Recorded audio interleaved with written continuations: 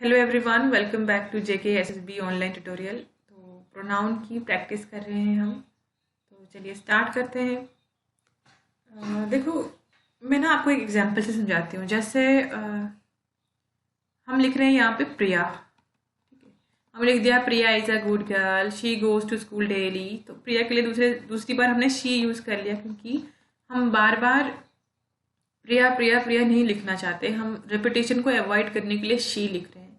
तो हमें पता है कि ये शी हम किसके लिए लिख रहे हैं, राइट। Definite pronoun.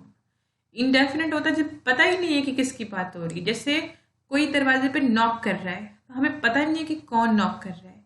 ज़्यादा लोग हैं, कम लोग हैं, एक है, ज़्यादा है, लड़की है, लड़का है, ही है, शी है, कोई पता ही नहीं है।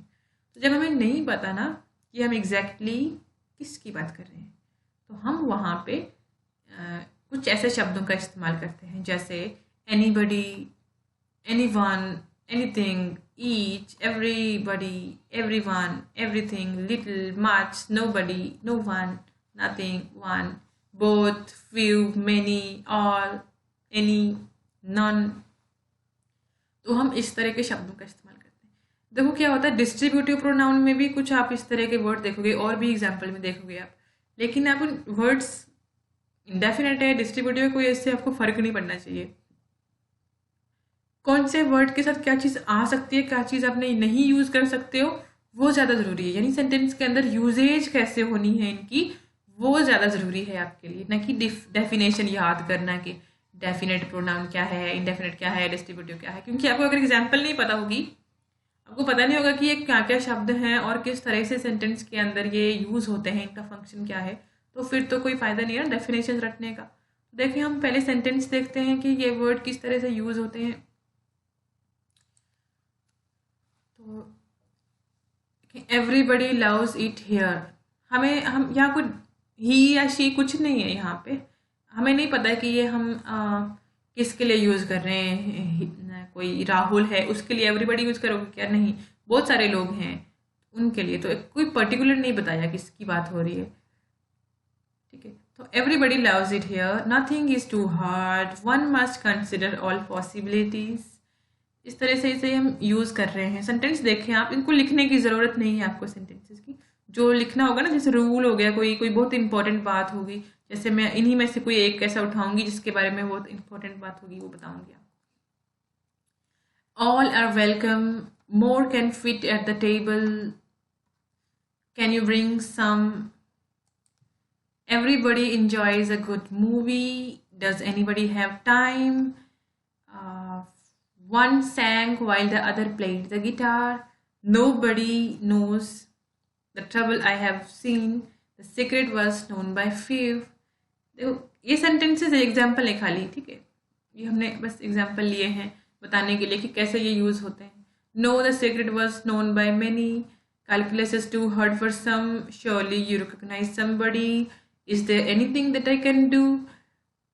इसी के बीच में एक और सेंटेंस है, जैसे ये जो है कुछ प्लूरल टाइप के हैं, जैसे both sound good to me, few have mentioned it, many offered help। तो इसमें से जैसे ये बोथ है ना, इसमें भी कुछ चीज़ें हैं, कुछ कि इसके साथ अगर हम दो सेंटेंस यूज कर रहे हैं, क्योंकि बोथ का मतलब है दोनों, तो दोनों कौन, उनके साथ अगर हम सेंटेंस, अगर दो सब्जेक्ट भी लिख रहे हैं, दो अगर लिख रहे हैं, तो बीच में कुछ तो उनको सेपरेट करेगा। जैसे मैं लिखती हूँ हम दोनों, मैं और मेरी फ्रेंड, ठीक है, हम दोनों कॉलेज गए। तो उस वक्त क्या रूल होता है, देखें, पहले हम एक सेंटेंस को समझते हैं।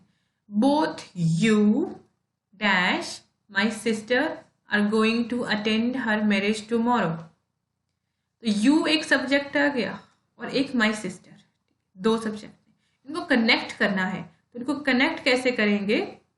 एंड के साथ कनेक्ट करेंगे, इनको एज वेल एज के साथ कनेक्ट नहीं करेंगे। तो यही मैं आपको बताने के लिए ये वाला इस पेज पे लेके आई हूँ कि जब बोथ यूज हो रहा है और उसके बाद जो दो सब्जेक्ट यूज हो रहे हैं, तो उनके साथ हम एंड के साथ उन्हें हम कनेक्ट करेंगे, न कि एज वेल एज के साथ। तो both you and my sister are going to attend her marriage tomorrow, this is the correct sentence. एक और चीज, इस बोथ के साथ एक और चीज होती है कि जब हम किसी सेंटेंस में बोथ यूज करें तो उसमें कोई नेगेटिव नहीं होना चाहिए, जैसे नॉट वगैरह नहीं यूज होना चाहिए उसमें, नो या नॉट। वो एक पॉजिटिव सेंटेंस होना चाहिए, वो ज़्यादा सही रहता है। तो यहाँ पे एक सेंटेंस है, both of them are not going there. दोनों में से कोई भी नहीं जा रहा है वहां पे। बोथ ऑफ देम मतलब दोनों ही नहीं जा रहे हैं वहां पे। इस नॉट की जगह पे हम क्या करें, हम इस सेंटेंस को चेंज करें, क्योंकि ये सेंटेंस तो गलत है, ये बिल्कुल ही ठीक सेंटेंस नहीं है। तो सही सेंटेंस होगा neither of them is going there, क्योंकि दो ही लोग थे ना, बोथ का मतलब है कि दो ही लोग थे। जब दो ही लोग हों तो हम नीदर, इधर ये वाले शब्द हम इस्तेमाल करते हैं। तो नीदर ऑफ देम यानी दोनों में से एक भी नहीं जा रहा है। नीदर ऑफ देम से ज्यादा क्लियर हो रहा है ना यहाँ पे, तो ये वाला सेंटेंस ज्यादा सही होगा। तो आपको पता चल गया कि बोथ वाला सेंटेंस हमें नेगेटिव नहीं करना है, और बोथ के बाद जो सब्जेक्ट आएंगे तो उनको जो जोड़ने का काम वो एंड करेगा, एज वेल एज वहां यूज नहीं होगा। ओके, एज वेल एज के भी कुछ यूज हैं लेकिन वो यहाँ नहीं है, वो कहीं और होंगे, वो भी हम बता देंगे आपको। अच्छा, ये तो हुए ये। अब कुछ इस तरह के प्रोनाउन आते हैं जो रेसिप्रोकेट करते हैं एक्शन को। किसी एक ने एक्शन किया और दूसरे ने भी सेम एक्शन कर लिया उस पर। जैसे जैसे मैंने ग्रीटिंग की, मैंने नमस्कार बोला आपको और आपने भी वापस मुझे नमस्कार बोला, तो हम क्या बोल सकते हैं कि वी ग्रीटेड ईच अदर। हमने एक दूसरे को ग्रीट किया, एक दूसरे को, यानी वो जो एक्शन है वो दोनों पे हुआ। ये दो से ज्यादा लोगों पे भी हो सकता है एक्शन, ठीक है। तो जब दो लोगों पे ये एक्शन हो रहा है, जब दो ही लोगों की बात हो रही है ना, तो तब हम यूज करते हैं ईच अदर। ये जो एक्शन रेसिप्रोकेट हो रहा है ना, जब दो ही लोगों के बीच में हो रहा है तो हम इसे ईच अदर यूज करते हैं। जैसे we greeted each other, right. और अगर दो से ज्यादा है, दो से ज्यादा के लिए हम यूज करते हैं one and other.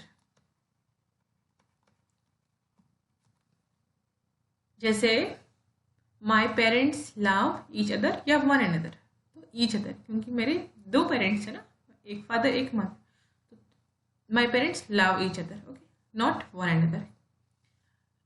We gave each other gifts. हमने एक दूसरे को गिफ्ट दिए,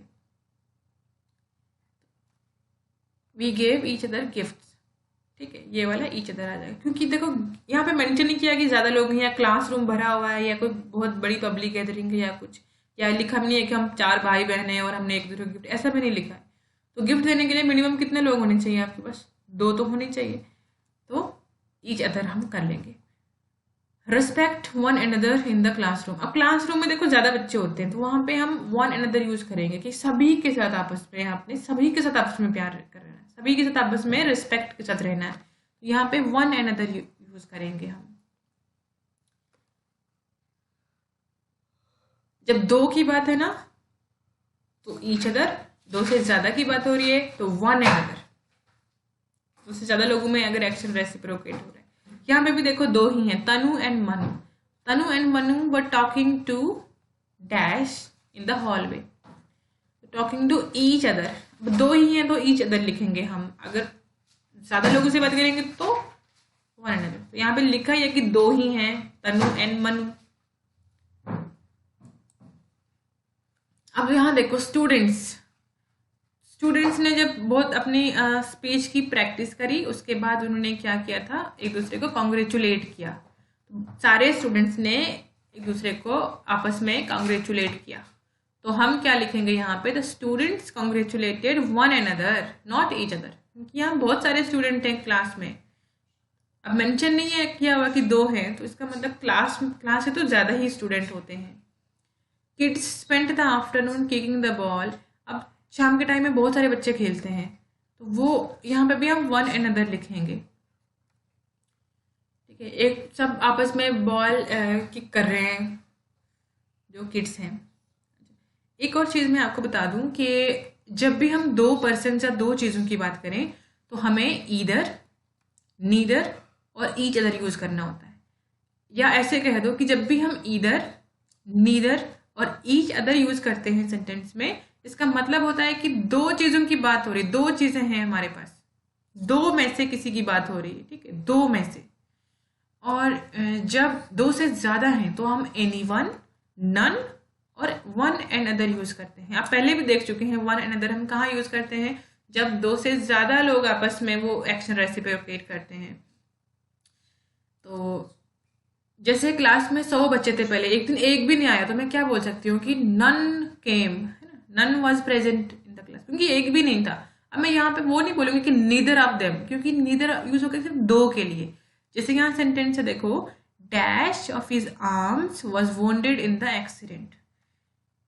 उसकी एक भी आर्म जो है वोंड नहीं हुई एक्सीडेंट में, एक भी, मतलब दो में से एक भी, तो यहाँ पे नीदर आएगा, नन नहीं आ सकता, क्योंकि नन तो दो से ज्यादा के लिए यूज होना है। तो बाजू तो दो ही है एक इंसान की, तो दोनों में से एक भी बाजू को कुछ इंजुरी नहीं हुई। Neither of his arms was wounded in the class in the accident. Okay, क्योंकि पता है दो ही बाजुएं हैं, तो एक को भी नहीं हुई तो नीदर यूज करेंगे हम।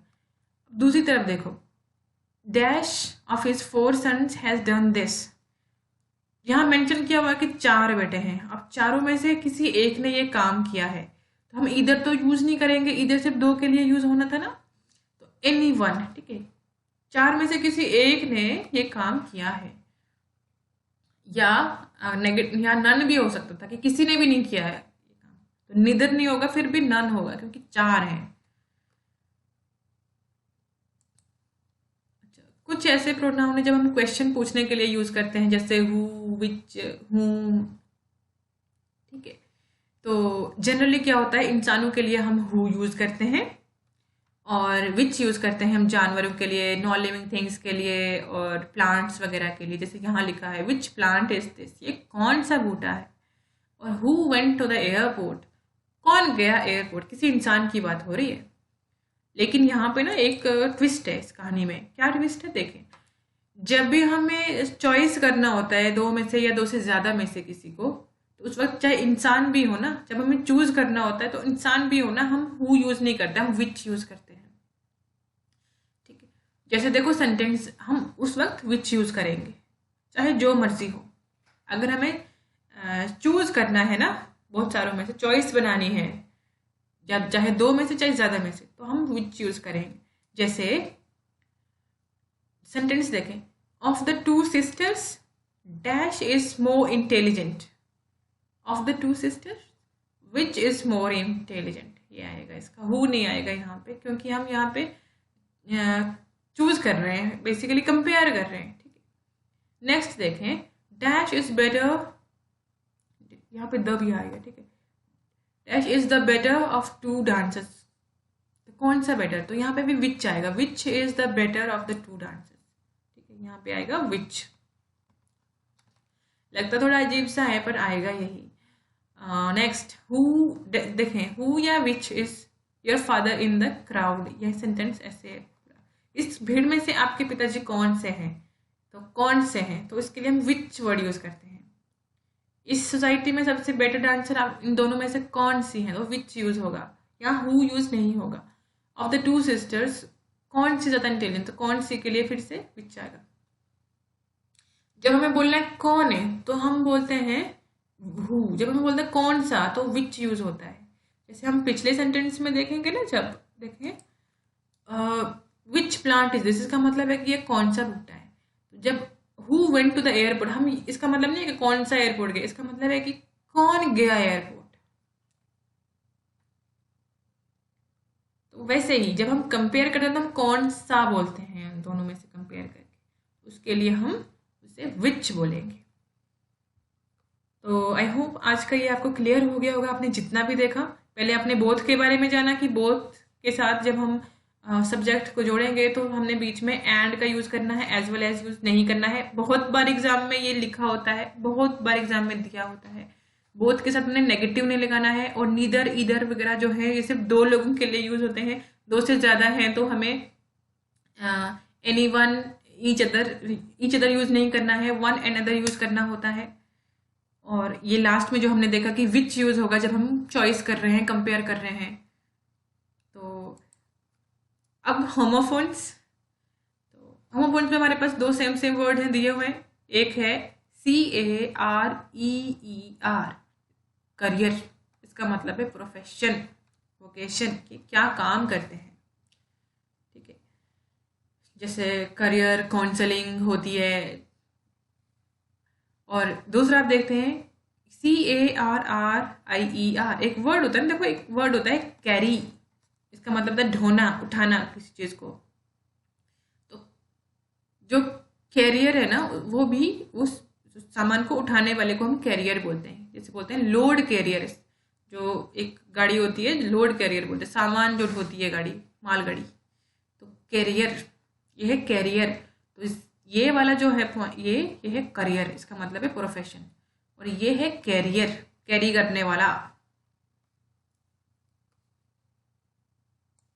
नेक्स्ट देखें, इन दो वर्ड है यहाँ पे, एक है BAIL बेल और दूसरा है BALE बेल।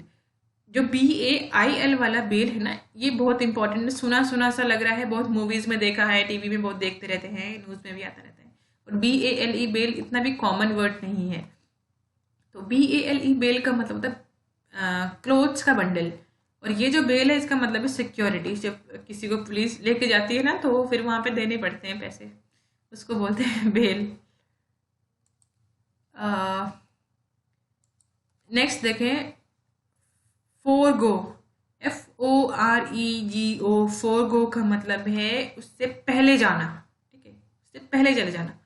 और एक दूसरा फोरगो है FORGO, फोरगो, इसका मतलब है गिव अप, गिव अप कर देना। तो इनके सेंटेंस आप खुद बनाएंगे, जिसका नहीं बनेगा मुझे बता देना कमेंट में, ठीक है। फोरगो मीनिंग मैंने लिख दिया है कि गो बिफोर, और ये वाला फोरगो गिव अप। बिफोर में देखो बिफोर में देखो FORE है, और फोरगो में भी FORE है। अब ऐसे इसको याद रख सकते हो कि फोर से हम बिफोर, और इसका मतलब है go before. So I hope ये आज का वीडियो आपको अच्छे से समझ में आ गया होगा। तो कुछ भी डाउट वगैरह हो तो आप बता सकते हो वीडियो में। तो मिलते हैं नेक्स्ट वीडियो में, तब तक के लिए बाय बाय, टेक केयर।